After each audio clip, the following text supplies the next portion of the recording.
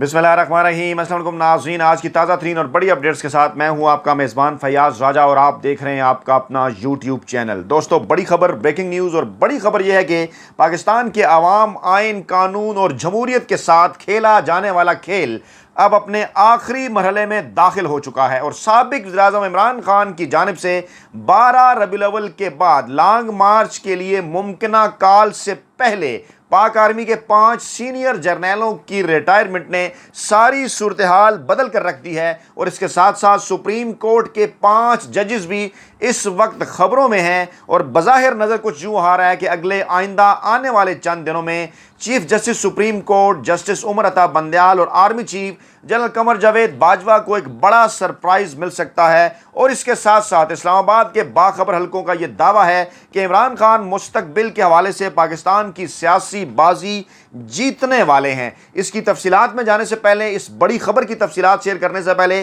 दो मामलात मैं जो कि अक्सर इस प्लेटफॉर्म पर आपके सामने रखता हूं कि यह बात समझना इंतहाई ज़रूरी है कि पाकिस्तान के गुज़श्ता 75 बरसों में पाकिस्तान के दो अहम तरीन इदारे, पाकिस्तान की सुप्रीम कोर्ट यानी अदलिया और पाकिस्तान की फ़ौज यानी इस्टेब्लिशमेंट, इसका पाकिस्तान के सियासी मामलात में इंतहाई अहम तरीन और ख़ास ताल्लुक़ रहा। कोई इसको माने या ना माने, गुज़श्ता 75 बरसों में पाकिस्तान में हुकूमतें बनाने और गिराने में इन दोनों मुख्तर हलकों का, दोनों मुख्तर इदारों का अहम तरीन किरदार रहा। और इस वक्त इधर जो एक अहम तरीन और बड़ी और वाज़ह डेवलपमेंट है वो ये है कि सुप्रीम कोर्ट ऑफ पाकिस्तान के अंदर इस वक्त 5 सीनियर जो जजेस हैं उनकी तैनाती होनी है। सुप्रीम कोर्ट ऑफ पाकिस्तान की 5 जो इस वक्त जो जजेस की जगह हैं वो वेकेंट हैं। सुप्रीम कोर्ट ऑफ पाकिस्तान जो कि चीफ जस्टिस ऑफ पाकिस्तान समेत उनकी तादाद 17 होनी चाहिए, लेकिन तादाद इस वक्त है जनाब उनकी 12। और ज़राए का ये दावा भी है कि जस्टिस काजी फाइज ईसा एक बार फिर एक्शन में है और उनकी जानिब से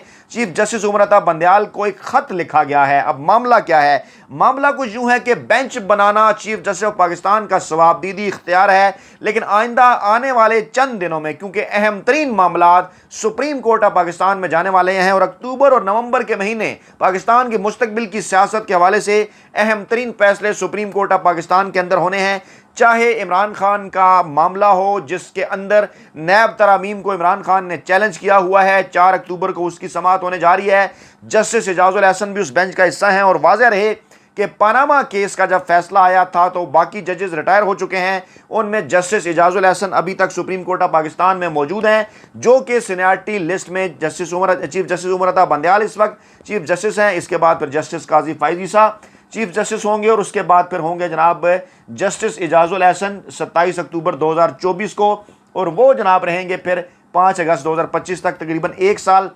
अब मामला कुछ यूँ है कि जस्टिस एजाजुल एहसन के खिलाफ इससे पहले भी कंपेन चलाई जा चुकी। अब भी बाद सियासी माफियाज की जानिब से ये कोशिश की जा रही है कि जस्टिस एजाजुल एहसन को किसी न किसी तरीके से मतनाज़ा बनाया जाए, क्योंकि अब ये इतलात आ रही हैं कि एक और अहम तरीन जो मामला है ऑडियो लीक्स का, वो पाकिस्तान तहरीक इंसाफ की जानिब से, इमरान खान की जानिब से जो है वो लेकर जाया जा रहा है और इस मामले को सुप्रीम कोर्ट ऑफ पाकिस्तान के अंदर उठाया जा रहा है। सुप्रीम कोर्ट से रुजू किया है आज दरख्वास्त जो है वो दायर की तहरीक इंसाफ ने, और इसमें स्पीकर कौमी असम्बली दीगर मेंबरान को फरीक बनाया गया और ये कहा गया कि मौजूदा हुकूमत की बदनीति वाज़ेह है। शहबाज शरीफ और दीगर ने अपने हल्फ की खिलाफ वर्जी की है और इंक्वायरी करके शहबाज शरीफ और काबीना के खिलाफ जो क्रिमिनल कार्रवाई है वो की जाए। और राना सनाउल्लाह, आज़म नज़ीर तारिर और याद सादी के खिलाफ फौजदारी कार्रवाई की भी इस्तदा की गई है और उसके साथ इस्तीफ़ों का मामला भी है, उसको भी लिंक किया गया है। वो मामला ऑलरेडी सुप्रीम कोर्ट के अंदर है। नैब तरमीम का मामला है, ये मामला सुप्रीम कोर्ट में जा रहा है। यानी अगले आइंदा आने वाले चंद दिन इंतहाई अहम है और सुप्रीम कोर्ट में बेंच बनाने हैं चीफ जस्टिस ऑफ पाकिस्तान ने। और ऐसे मौके के ऊपर जस्टिस काजी फाइज ईसा की जानिब से भी एक ख़त जो है वो लिखा गया है और ज़राए का ये दावा है कि सच में ये कहा गया है कि मुकदमात में इजाफा हो रहा है। जजेस तकर्री का मामले को उन्होंने उठाया है कि इस वक्त 17 की बजाय जो है वो 12 जजेस हैं सुप्रीम कोर्ट में, 5 असामियाँ जो हैं वो खाली हैं। जस्टिस गुलजार अहमद को रिटायर हुए 229 दिन हो गए, जस्टिस काजी अमीन अहमद को 187, जस्टिस मकबूल बाकर को 177, जस्टिस मज़हर आलम मियाँ खेल को 77, जबकि जस्टिस सजाद अली शाह को 46 दिन हो चुके। और इस वक्त काफ़ी मुकदमा सुप्रीम कोर्ट में ज़ेर समाअत हैं, बज़ाहिर यही कहा गया, लेकिन ये अहम तरीन केसेस जो मैंने आपके सामने रखे, मामला इन केसेस का भी है और नज़र ये आ रहा है क्योंकि चीफ जस्टिस उमर अता बंदयाल की जानिब से जब बेंच बनाए जाते हैं, जस्टिस एजाजुल हसन सीनियर जज के तौर पर उसका हिस्सा होते हैं, तो फिर नवाज लीग, मुस्लिम लीग नवाज के सोशल मीडिया सेल की जानिब से एतराज़ात भी उठाए जाते हैं। फिर कुछ मखसूस मुलाजम मीडिया साफ़ी ग्रुप, एक खास ग्रुप से ताल्लुक़ रखने वाले, वो भी इससे पहले हम इसी प्लेटफॉर्म पर खबर दे चुके हैं कि किस तरह से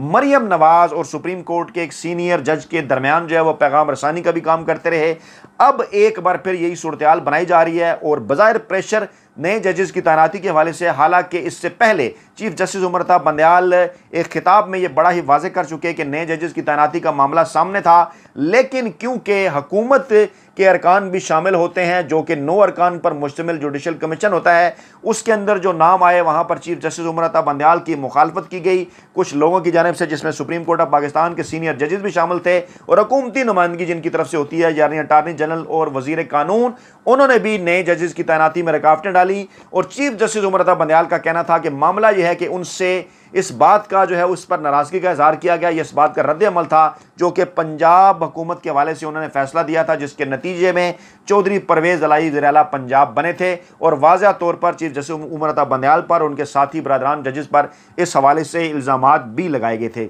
अब ऐसी सूरत हाल के अंदर 5 नए जजेस की तैनाती इस वक्त खबरों में है और मुमकिन तौर पर आज पाकिस्तान तहरीक इंसाफ का जो अहम तरीन इजलास भी हुआ, इससे पहले फवाद चौधरी भी ये स्टेटमेंट दे चुके कि इमरान खान जो हैं वो जल्द लॉन्ग मार्च के हवाले से ऐलान करने जा रहे हैं। अगले 7 दिन 8 दिन इस हवाले से अहम करार दिए जा रहे हैं और मुमकिन तौर पर यही इत्तलात हैं कि 12 रबीउल अव्वल के बाद यानी 9-10 अक्टूबर के बाद इस्लामाबाद की जानिब लॉन्ग मार्च के हवाले से जो कॉल है वो दी जा सकती है। अब से थोड़ी देर पहले पीपल्स पार्टी एक बार फिर एक्टिव हुई। यूसुफजई गिलानी की जानिब से एक बयान सामने आया साबिक वज़ीर-ए-आज़म की कि इमरान खान कौन होते हैं कि वो पाकिस्तान के आर्मी चीफ की तैनाती को ना माने या एतराज़ उठाएं, तो आप कौन होते हैं? सवाल ये बनता है, जैसे आप साबिक वज़ीर-ए-आज़म हैं वैसे इमरान खान भी साबिक वज़ीर-ए-आज़म है। फ़र्क ये है कि आपको अपने हल्के में भी कोई वोट नहीं डालता, जबकि इमरान खान को पूरे पाकिस्तान के अंदर बड़ी तादाद में वोट डालते हैं, पाकिस्तान के मकबूल तरीन सियासी रहनुमा हैं। और आपके सवाल पर हमें हैरत हुई कि इमरान खान कौन होता है, तो इमरान खान पाकिस्तान की सबसे मकबूल सियासी जमात के सरबराह हैं, जिन तक बिलवास्ता भी मैसेज पाकिस्तानी इस्टेब्लिशमेंट और अदलिया की जानिब से पहुँचाए जा चुके हैं इस हवाले से कि इंतखाबात में जाया जाएगा, लेकिन उससे पहले अहम तरीन तैनातियाँ, चाहे नए आर्मी चीफ का मामला हो, चीफ इलेक्शन कमिश्नर का मामला हो, इन मामलात के ऊपर बैठा जाए। तो जब मुल्क के मुक़्तदर हल्के खुद इमरान खान से बिलवास्ता राब्ते भी कर रहे हैं, तो फिर आप कौन होते हैं जो कि इस बात के ऊपर एतराज़ उठाते हैं कि जनाब इमरान खान कैसे एतराज़ कर सकते हैं? इमरान खान ने एक बार फिर मेरिट की बात की है। उनके करीबी ज़राए का यह दावा है कि इजलास के अंदर एक बार फिर उन्होंने इस बात पर जोर दिया है कि नए आर्मी चीफ की जो तैनाती है वो बिल्कुल मेरिट के मुताबिक होनी चाहिए, क्योंकि